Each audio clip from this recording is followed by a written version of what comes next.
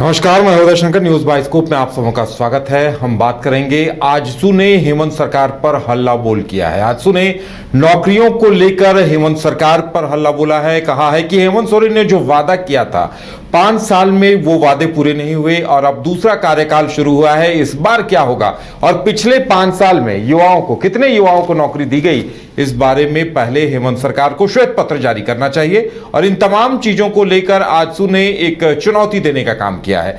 ज्यादा जानकारी के लिए इस वक्त सौरभ हमारे साथ हैं। सौरभ, देखिए, हेमंत सोरेन ने एक तरफ नियुक्तियां दे रहे हैं युवाओं को और नियुक्ति देने के दूसरे ही दिन 19 अभ्यर्थियों को एक दिन पहले नियुक्ति दी थी, उसके दूसरे ही दिन आजसू ने हल्ला बोल किया है। आजसू ने पूछा है कि कितने लोगों को नियुक्तियां दी हैं, श्वेत पत्र जारी करें। और क्या कुछ कहा गया है आजसू की तरफ से?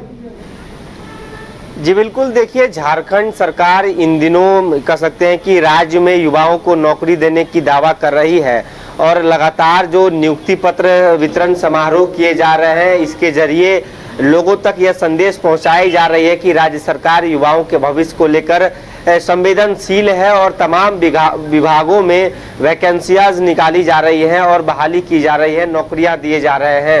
वहीं एक और सरकार जहां अपनी पीठ थपथपा रही है, लेकिन दूसरी ओर विपक्ष इन मामलों को लेकर, खासकर युवाओं के रोजगार को लेकर सरकार पर हमलावर दिख रही है। आजसू के केंद्रीय महासचिव संजय मेहता ने आज एक प्रेस वार्ता किया है और उन्होंने सिर्फ और सिर्फ युवाओं के मसले पर गंभीर आरोप राज्य सरकार पर लगाते हुए कहा है कि राज्य सरकार मात्र 19 लोगों को यदि नियुक्ति पत्र बांटती है तो अखबारों में बड़े बड़े विज्ञापन छपाए जाते हैं, शहर भर में बड़े बड़े होर्डिंग्स लगवाए जाते हैं और अपना महिमा मंडन किया जाता है। समझिए कि उन विज्ञापनों में कितना खर्च होता होगा कि मात्र 19 लोगों को, 19 अभ्यर्थियों को नियुक्ति पत्र बांटा गया हो। लेकिन आंकड़े की यदि बात की जाए तो आंकड़े कभी झूठ नहीं बोलती। उन्होंने आंकड़ों का हवाला देते हुए कहा है कि जो डेटा उनके पास है, उस डेटा के मुताबिक राज्य सरकार पूरे तरीके से पिछड़ रही है राज्य के युवाओं को नौकरी देने में।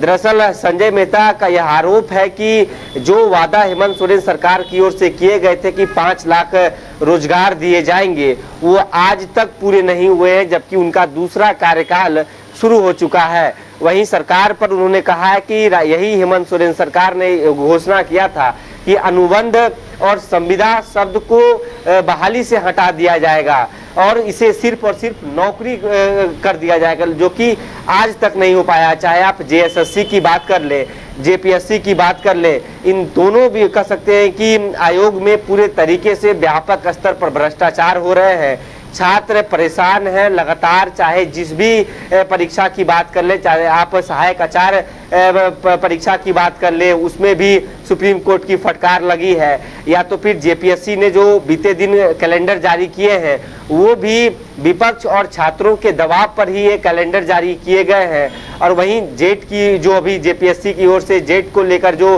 विज्ञापन निकाले गए हैं, उसमें भी गड़बड़ियां हैं, उसमें भी कई भाषा को लेकर संशोधन करने की जरूरत है। तो आप समझिए कि आजसू पूरे तरीके से हमलावर है और साफ तौर पे आजसू ने सरकार पर हमला बोला है। उनका साफ तौर पे कहना है कि यह सरकार अपनी, कह सकते हैं कि जो उनकी नियम है वो भूल चुकी है।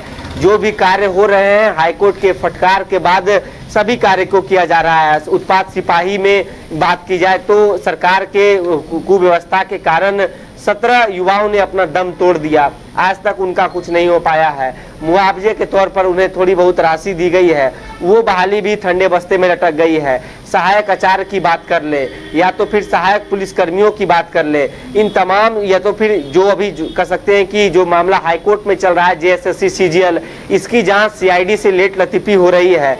तो अब इस मसले को लेकर आजसू पूरे तरीके से हमलावर है और राज्य सरकार का उन्होंने ध्यान आकृष्ट करवाते हुए कहा है कि यदि राज्य सरकार युवाओं के भविष्य को लेकर संवेदनशील है तो नौकरी के नाम पर श्वेत पत्र जारी करके वो बताए कि राज्य सरकार ने राज्य भर में कितनी वैकेंसीज निकाली है, कितने लोगों को रोजगार दिया है और आगे उनकी क्या रोड मैप है, खासकर नौकरी के विषय में। वहीं आउटसोर्सिंग के तहत जो 75% जो कह सकते हैं कि प्राइवेट नौकरी में भी आरक्षण देने की बात कही गई थी, वो नहीं हो पा रहे हैं। आंसू ने इस मसले को भी उठाया है कि और सरकार ने कहा था कि आउटसोर्सिंग में जो बहालियां होंगी उसमें राज्य के युवाओं को 75% आरक्षण दिया जाएगा, लेकिन आज के डेट में सभी विभागों में एजेंसियां मनमाने तरीके से काम कर रही है और अपने कह सकते हैं कि जो नजदीकी लोग हैं उसे वहां नियुक्त करवाया जा रहा है। अब ये मामला आखिर कहां तक जाता है, क्या छात्र हित में आंसू सड़क पर उतरती है, ये तो गंभीर विषय है, लेकिन तमाम बिंदुओं को लेकर आज आंसू ने खासकर युवाओं का जो मसला रहा है झारखंड में, चाहे जेपीएससी से संबंधित हो, जेएसएससी से संबंधित हो, उन मसलों पर सरकार का ध्यान आकृष्ट। यानी सौरभ देखिए, अब आजसू ने ये रास्ता निकाल लिया है सरकार को कैसे घेरना है, और लगता है युवाओं को साथ लेकर आजसू आंदोलन करना चाह रही है, और यही साफ साफ यहां नजर आ रहा है कि एक तरह से चुनौती दी जा रही है कि आप नियुक्तियों का ब्यौरा दें कि आपने जो वादा किया था उसे कहां तक पूरा किया है। जी बिल्कुल, देखिए इससे सीधा स्पष्ट होता है कि संजय मेहता जो कह सकते हैं कि आजसू में महासचिव हैं और युवा नेता माने जाते हैं, युवाओं के बात को वो काफ़ी प्रमुखता से उठाते हैं, तो उनकी बात से कहीं ना कहीं एक साफ जाहिर हो रहा है कि आजसू अब राज्य सरकार से सवाल भी चाह रही है और राज्य सरकार पर सीधा निशाना भी है कि जो युवाओं का खासकर जो मसला है नौकरियों की यदि बात की जाए उसे टाल मटोल करने की कोशिश की जा रही है। लेकिन ये कह सकते हैं कि जो सरकार की ओर से जो वादे किए गए थे पिछली सरकार में भी, और जब दूसरा कार्यकाल हेमंत सोरेन सरकार का शुरू हुआ है, तो इन वादों को अब कब तक पूरा किया जाएगा, यही जवाब झारखंड के युवा राज्य सरकार से चाह रही है। जी चलिए सौरभ, हमारे साथ जुड़ने के लिए और तमाम जानकारी देने के लिए बहुत बहुत धन्यवाद। तो देखने वाली बात होगी कि इस पर आगे सरकार की तरफ से या जेएमएम की तरफ से क्या कुछ रिएक्शन आता है।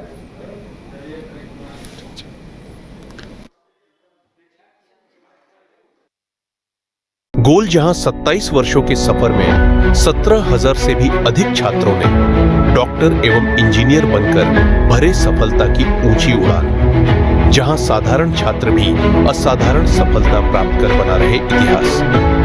दूरदर्शी शिक्षाविद श्री विपिन सिंह के मार्गदर्शन में मेडिकल एवं इंजीनियरिंग के लाखों छात्रों के लिए आशा की किरण के रूप में गोल्ड रिजल्ट फैक्ट्री।